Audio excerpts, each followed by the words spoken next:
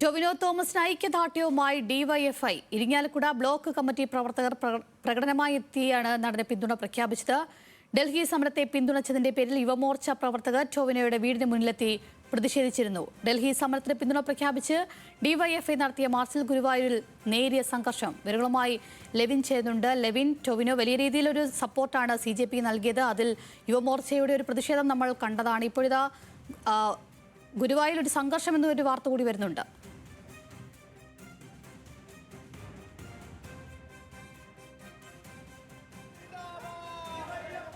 നടത്തിയത് മണിക്കൂറുകൾ പിന്നിടുന്നതിനിടയിലാണ് ഡിവൈഎഫ്ഐ നടനെ ഐക്യദാർഢ്യവുമായി എത്തുന്നത്. ഇന്ന് വൈകുന്നേരത്തോടു കൂടിയാണ് യുവമോർച്ചയുടെ നേതൃത്വത്തിൽ വായ് മൂടിക്കെട്ടിക്കൊണ്ട് നടനെതിരെയുള്ള പ്രതിഷേധം സംഘടിപ്പിച്ചത്.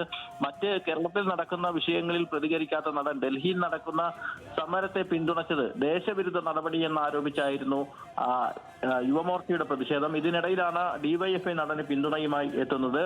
ഇരിങ്ങാലക്കുട ബ്ലോക്ക് കമ്മിറ്റിയുടെ നേതൃത്വത്തിൽ ഡൽഹി സമരത്തിന് ഐക്യദാർഢ്യം പ്രഖ്യാപിച്ചുകൊണ്ട് പരിപാടി നൈറ്റ് മാർച്ച് സംഘടിപ്പിച്ചിരുന്നു. ഡിവൈഎഫ്ഐ ജില്ലാ നേതാക്കൾ അടക്കം പങ്കെടുത്തുകൊണ്ടുള്ള മാർച്ച് പെട്ടെന്ന് നടന് പിന്തുണ പ്രഖ്യാപിക്കാനും ഐക്യദാർഢ്യം പ്രഖ്യാപിക്കാനും തീരുമാനിക്കുകയായിരുന്നു. മാർച്ചായി എത്തിയ പ്രവർത്തകർ നടന്റെ വീടിന് മുന്നിലെത്തി മുദ്രാവാക്യം വിളിച്ച് പിന്തുണ അറിയിക്കുകയും ചെയ്തു. ഈ സമയത്ത് ടോവിനോയുടെ മാതാപിതാക്കളും ബന്ധുക്കളും അടക്കമുള്ള ആളുകൾ വീടിന് പുറത്തേക്ക് വരികയും ഡിവൈഎഫ്ഐ പ്രവർത്തകർക്ക് നന്ദി അറിയിക്കുകയും ചെയ്യുകയും ഉണ്ടായിട്ടുണ്ട്.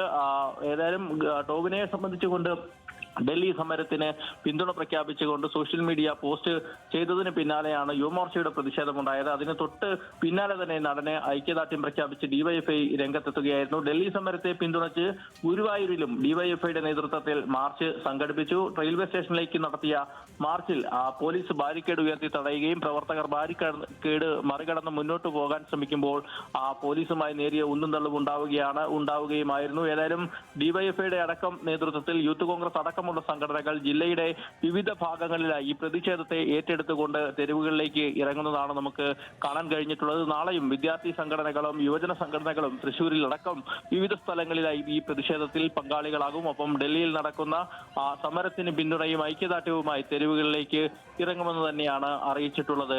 അഞ്ജലി. ശരി ലെവിൻ, എന്തായാലും ടൊവിനോ തോമസിന് ഡിവൈഎഫ്ഐയുടെ പിന്തുണ ലഭിക്കുകയാണ്. ലെവിനാണ് വിവരങ്ങൾ നൽകിയത്.